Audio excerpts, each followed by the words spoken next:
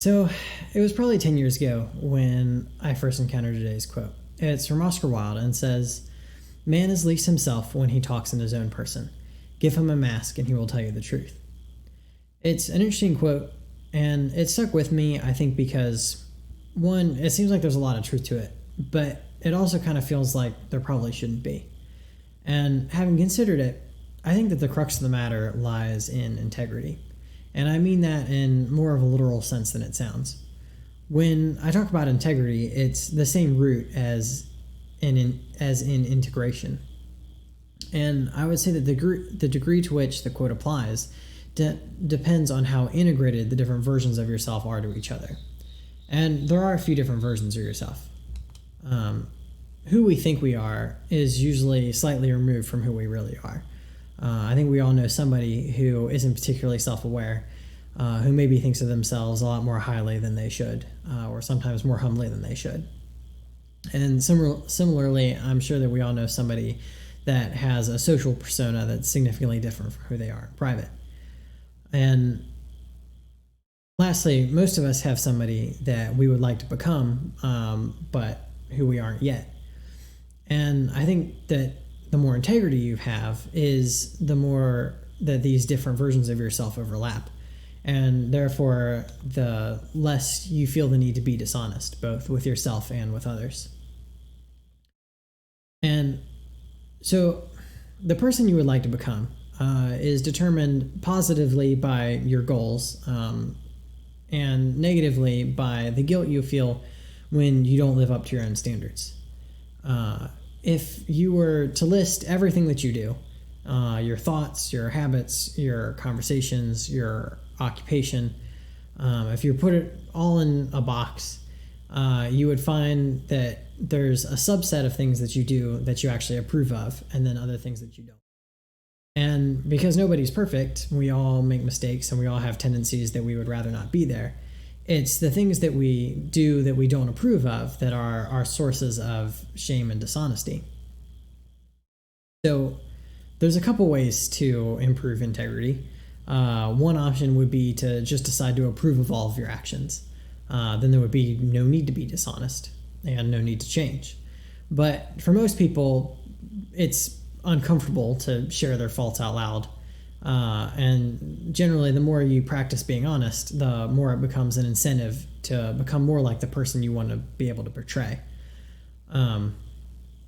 As a side note, in the same way that having a map is only useful if you know where you are to begin with, knowing yourself just comes with maturity and introspection. But anyway, someone that is more integrated typically needs the mask less to say what he truly thinks.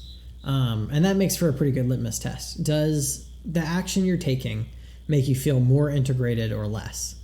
Does it affect your conscience at all? We're living through some pretty crazy times. We're living in an age of much too much information, and a lot of it's contradictory, which means that some of it's lies. And it can be tempting to just abstain from taking a position when you're drowning in evidence and opinions that are mutually exclusive, and it tends to chip away at your confidence that you know what's right. But what I would say to that is that while you might not be confident in what's right, you can certainly feel what's wrong. And you can feel it because there's a mismatch in between the different versions of yourself. And so, starting with that, I would like to encourage you as a friend, as a Christian, and as a fellow citizen to never do anything that makes you feel disintegrated. I say as a friend because there's strength and there's peace in living a life that can be lived honestly.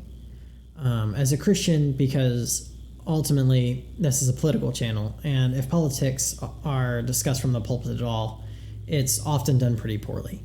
I hear a lot about, lovingly submitting to authority and giving to Caesar's what's Caesar's, but I hear very little about standing up for righteousness.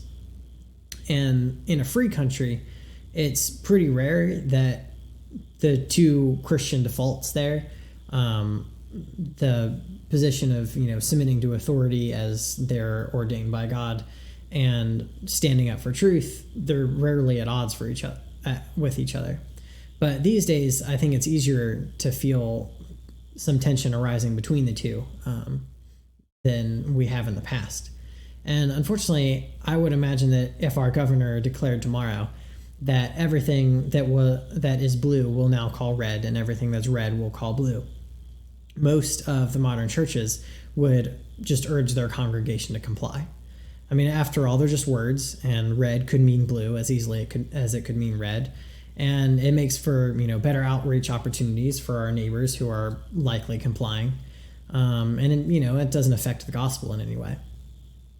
I'm afraid that that's the position most of our churches would take, because I feel that a lot of modern church leadership really only draws the line where our civil servants directly outlaw belief in Christ, which is a very weak position for a Christian to have. I'd like to note that, in Matthew 10 and 11, there are two separate verses, one about standing up for righteousness and one about standing up for his namesake. Verse 10 says, "Blessed are those who are persecuted for righteousness' sake, for theirs is the kingdom of heaven." And verse 11 says, Blessed are you when they revile and persecute you and say all kinds of evil against you falsely for my sake. And having said that, I understand that politics isn't the main thing, especially in the church.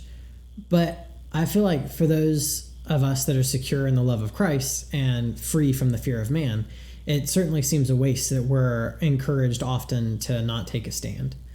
I firmly believe that we should be the first people to boldly stand for righteousness.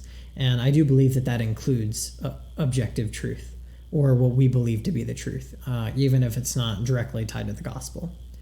And finally, I implore you as a citizen, because I believe that the way that you live and the way that you speak, it either reinforces the framework around you or it doesn't. And I do believe that there are times that require actively breaking from the herd to avoid the cliff, and anything else lands you at the bottom with everyone else. And if you break from the herd and you're lucky, hopefully you can coax some of the herd to follow you to safety. Most of my thinking on this topic comes from those that have lived through times that are eerily similar to ours, and given their experience in fighting cultures that are just saturated in lies. I'm going to finish up by reading some essays from others that I have abridged a little bit, because honestly, I don't really have the articulation or the time to reinvent the wheel. And it'll be long, but if you'll bear with me, I think that you'll find that a lot of their wisdom is plenty relevant today. The first is an excerpt from Power of the Powerless by Václav Havel, written about life in post-revolution Central Europe. But actually, before I get into that, I should mention that this entire video is essentially the lead up to my next few videos, which are basically going to be covering unpopular truths that I feel should affect the way that we live and interact with the world and others. Meaning, masks and Black Lives Matter and law enforcement. Plenty of things that'll get me into trouble, I'm sure. But for now, I'll start with the story of the greengrocer. These essays are linked in the description, by the way, if you want to read them. This one's very condensed from its original length.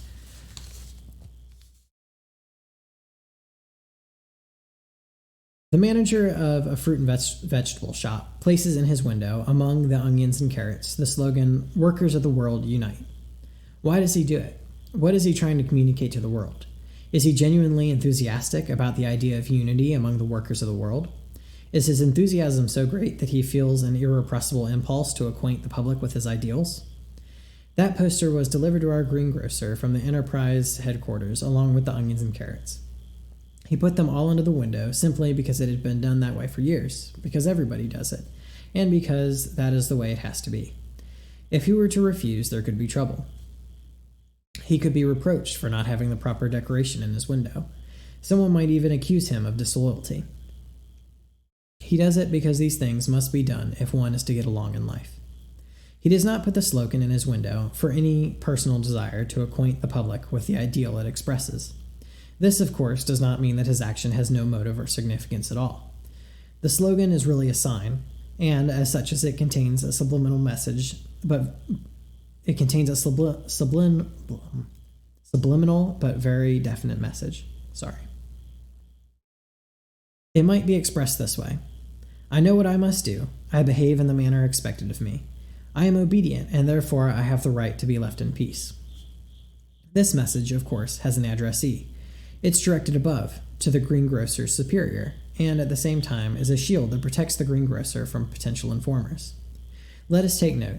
If the greengrocer had been instructed to display the slogan, I am afraid and therefore unquestioningly obedient, he would not be nearly as indifferent to its semantics, even though the sentiment would reflect the truth. The greengrocer would be embarrassed and ashamed to put such an unequivocal statement of his own degradation in the shop window, and quite naturally so. To overcome this complication, his expression of loyalty must take the form of a sign which, at least on its textual surface, indicates a level of disinterested conviction. It must allow the greengrocer to say, "What is wrong with the workers of the world uniting?" Thus, the sign helps the greengrocer to conceal from himself the low foundations of his obedience. It seems senseless to require the greengrocer to declare his loyalty publicly. People ignore his slogan, but they do so because such slogans are everywhere. They form a part of the panorama of everyday life. And what else is the greengrocer's slogan but a small component in that huge backdrop to daily life? The greengrocer had to put the slogan in his window, therefore, not in hope that someone might be persuaded by it, but to contribute, along with thousands of other slogans, to the panorama that everyone is very much aware of. This panorama has a subliminal meaning as well. It reminds people that they are where they are living and what is expected of them. It tells them what everyone else is doing and indicates to them what they must do as well. If they don't want to be excluded, to fall into isolation and alienate themselves from society, or break the rules of the game and risk the loss of their peace and tranquility and security. The woman that ignores the greengrocer's slogan may well have hung a similar slogan just an hour before in the corridor of the office where she works. When the greengrocer visits her office, he will not notice her slogan either, just as she failed to notice his. When the greengrocer visits... Their mutual indifference to each other's slogans is only an illusion. In reality, by exhibiting their slogans, each compels the other to accept the rules of the game and confirm thereby the power that requires the slogans in the first place. Quite simply, each helps the other to be obedient. Both are objects in a system of control, but at the same time, they are its subjects as well. They are both victims of the system and its instruments. Let us now imagine that one day something in our greengrocer snaps, and he stops putting up the slogans merely to ingratiate himself. He begins to say what he really thinks, and he even finds the strength in himself to express solidarity with those whom his conscience commands him to support. In this revolt, the greengrocer steps out of living within the lie. He rejects the ritual and breaks the rules of the game. He discovers once more his suppressed identity and dignity. He gives his freedom a concrete significance. His revolt is an attempt to live within the truth. And the bill is not long in coming. He will be relieved of his post as manager of the shop and transferred to the warehouse. His pay will be reduced. His children's access to higher education will be threatened. His superiors will harass him, and his fellow workers will wonder about him. Most of these who apply these sanctions, however, will not do so from any authentic inner conviction, but simply under pressure from conditions. The same conditions that once pressured the greengrocer to display the official slogans. Living within the truth, as humanity's revolt against an enforced position, is an attempt to regain control over one's own sense of responsibility. In other words, it's clearly a moral act, not only because one must pay so dearly for it, but principally because it is not self-serving. The risk may bring rewards in the form of a general amelioration of the situation, or it may not. In this regard, as I stated previously, it's an all-or-nothing gamble. And it's difficult to imagine a reasonable person embarking on such a course merely because he reckons that sacrifice today will bring rewards tomorrow. So that's one essay. The second essay is a little bit shorter that I wanted to get through, and it's called Live Not by Lies by Alexander Solzhenitsyn. And it's about breaking from the enforced narratives of the Soviet Union. Again, abridged a little bit. Things have almost reached rock bottom. A universal spiritual death has already touched all of us, and physical death will soon flare up and consume us and our children. But, as before, we still smile in a cowardly fashion and mumble with our tongues tied. What can we do to stop it? We haven't the strength. We have been so hopelessly dehumanized that, for today's ration of food, we are willing to abandon all our principles, our souls, and the efforts of our predecessors, as well as the opportunities for our descendants. Just don't disturb our fragile existence. We lack resolution, pride, and enthusiasm. We fear acts of civil courage. We are afraid to lag behind the herd and take one step out alone, and suddenly find ourselves without white bread, heating gas, and a Moscow registration. What was drummed in our ears at political courses we have now internalized. Live comfortably, and all will be well after. You cannot escape your environment and social conditions. Existence determines consciousness. And what does that have to do with us? We cannot do anything about it. But we can. We lie to ourselves to preserve our peace of mind. It is not they who should be blamed, but ourselves. One can object, but cannot imagine what to do. Gags have been stuffed into our mouths. It's impossible to change their minds. It would be logical to vote them out of office, but there are no fair elections in our country. In the West, people resort to strikes and protests and demonstrations, but we are too downtrodden and it is too horrifying for us. How can one suddenly renounce a job and take to the streets? Is there really no way out? Maybe something will happen by itself, but it never happens as long as we daily acknowledge, extol, and strengthen, and do not sever ourselves from the most perceptible of all its aspects, lies. The simplest and most accessible key to our self-neglected liberation is this: personal non-participation in lies. Though lies may conceal everything, though lies may control everything, we should be obstinate about this one small point. Let them be in control, but without any help from any of us. This opens a breach in the imaginary encirclement caused by our inaction. It is the easiest thing for us to do, and the most destructive for the lies. Because when people renounce lies, it cuts short their existence. Like a virus, they can survive only in a living organism. Let us admit it. We have not matured enough to march in the squares and shout the truth or out loud, or express aloud what we think. It's not necessary, it's dangerous. But let us refuse to say what we do not think. This is our path, the easiest and most accessible one, which allows for our inherent well-rooted cowardice. And it's much easier, shocking even to say, than the sort of civil disobedience that Gandhi advocated. Our path is not that of giving conscious support to lies about anything at all. And once we realize where the perimeters of our falsehood are, and everyone sees them in his own way, our path is to walk away from this gangrenous boundary. So, in our timidity, let us each make a choice, whether to remain consciously a service of falsehood, or to shrug off the lies and become an honest man worthy of respect from one's children and contemporaries. And from that day onward, he will not sign, write, or print in any single phrase.